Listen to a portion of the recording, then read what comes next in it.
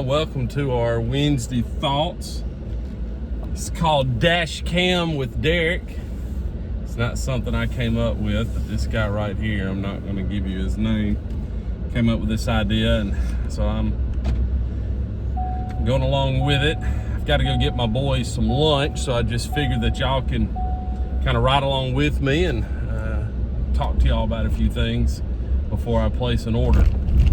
You know, there are a lot of fast food restaurants in Amory, and I can possibly say I like every fast food restaurant in Amory. There are some things I don't prefer, but there's always the Big Mac, Whopper, Taco Bell, chicken, KFC, sausage and biscuit, Hardee's. I can go on and on. And then there's Jack's. Thank you for Jack's. But that's not why I wanted to talk to you. I want to talk to you about how Christ is able to take whatever situation he is in and make it into something where it focuses on his Father. He's able to use certain items. He's able to use the time. He's able to use, well, I mean, just literally whatever he finds himself in, he can use that to point everything to his Father. And so I find it fascinating when we're able to see how Christ is able to take a meal or take a feast and shine light on not the meal, but on God, his Father. And so these dash cams with Derrick is going to be something that focuses on the meals that Christ partook in that we read through the Gospels. And so I want to do that. But the first one I want to talk about, we find in Luke chapter 5, and I really, really like this one because this one kind of hits home a little bit, and I just want to share that with you. In Luke chapter 5, we find out that Christ is sitting with a company of tax collectors. Now, these tax collectors are hated. And this is personal because of who my dad is and what he did for a living. My dad worked for the IRS for over 30-something years. And to say that he was hated is not, I wouldn't say people hated him.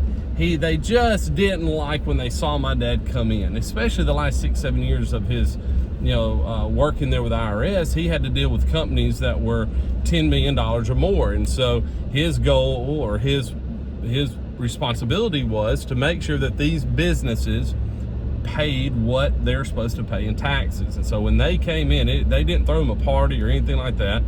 They literally knew that Norman's there because they weren't doing what they were supposed to be doing. So I understood with that there were things that I was not able to do in high school just because of some bomb threats that were given to my dad at night, in the middle of the night. And so, my parents were like, well, sometimes we're just not able to do things just because they didn't feel like it was safe.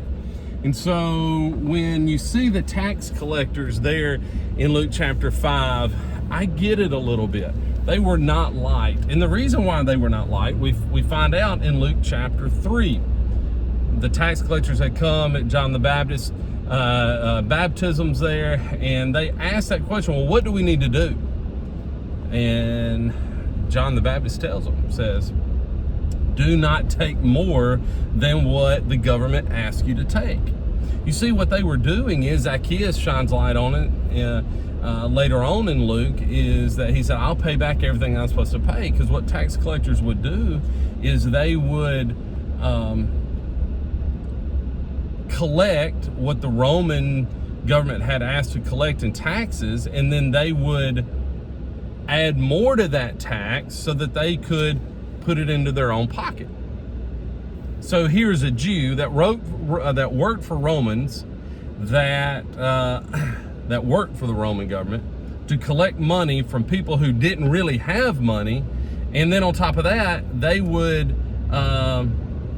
add more taxes to that so that they could have it in their pocket so that they could get more. So basically, they were getting rich off the poor, and they were doing it from their own people. And so they were not liked at all. And so we see Christ sitting around in Luke chapter 5 in a meal with really an enemy, not of Christ, but of the Jews, and he has surrounded himself with people who would take money from their own people. And so, what can we learn from that? Well, I've got to order some tacos from Taco Bell for my boys, and so after I make this order, we'll kind of talk about what we can learn from that. So, if you want anything from Taco Bell, I'm sorry.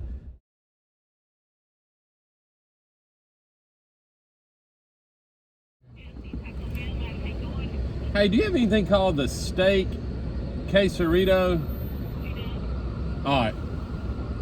All right, well, give me the steak quesarito, and let me get a chalupa, a beef chalupa.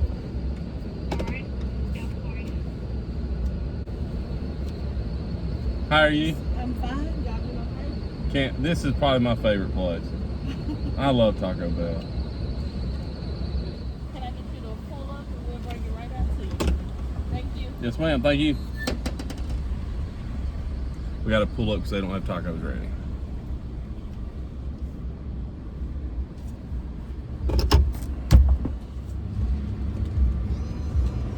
Here you go, sir. Oh, thanks. That's the 12 pack, right? All right.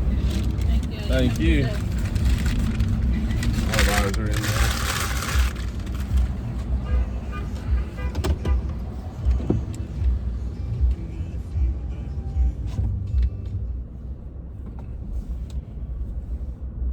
So what was Christ's purpose when he had a meal?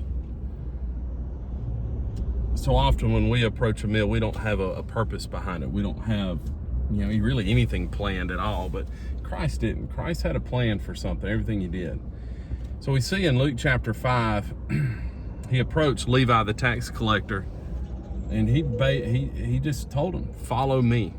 And that's what Levi did. He dropped everything and he followed him, and he went to Levi's house, and there, Levi's house, there's a big feast there, and the purpose behind this feast was for Christ to be with sinners, to be with people who are hated. It's in this text in Luke chapter 5, that we find out that Christ did not come for those who are well, because he says they don't need a physician. It's those who are sick. It's people who take money from other people. It's people who are separated from his Father. And that was his purpose. His purpose behind the meal was to heal those who are spiritually sick. When's the last time you approached a meal like that? When's the last time that you gather around a table for the purpose of helping those who are just spiritually sick? So often our focus is the food, especially like y'all know, I've traveled 12 hours just to eat at a steakhouse. And so often around the feast, around the table is the focus, the meal. Why not sometimes, let me challenge you to turn that meal into a way to help people who are spiritually sick, to turn that meal into a purpose. And I think that when we do that, our meal becomes even better. It tastes better, the fellowship is greater, and it's something that is encouraging. So just remember that as you finish out the week, that you have a purpose behind things. Christ's purpose was to shine light on his Father. And one way he did that was through a meal. May you do the same thing. I hope everybody has a great week. Thank you for being with us in this dash cam with Derrick. And I hope you've enjoyed it. I hope you have a blessed day.